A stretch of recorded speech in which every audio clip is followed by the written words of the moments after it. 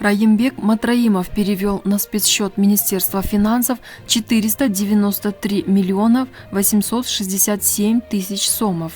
Об этом сообщили в ведомстве.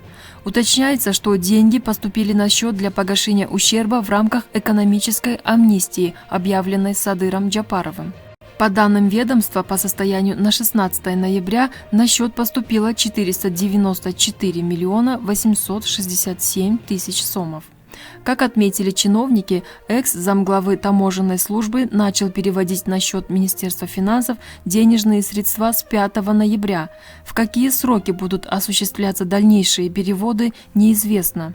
Напомним, что Раимбек Матраимов фигурирует в уголовном деле по факту коррупции в таможенной службе. В ноябре 2019 года его уже вызывали на допрос в ГКНБ. Тогда экс-заместитель председателя таможенной службы Раимбек Матраимов сообщил, что готов возместить ущерб и перевел на счет ГКНБ 80 миллионов сомов.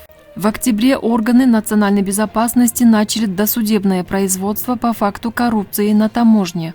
Установлено, что в системе ГТС с начала 2016 года по настоящее время со стороны бывшего заместителя председателя Раимбека Матраимова, других должностных лиц ведомства и подконтрольных участников внешнеэкономической деятельности налажена коррупционная схема по извлечению теневых доходов при таможенном администрировании, в результате которой бюджету государства нанесен ущерб в особо крупном размере.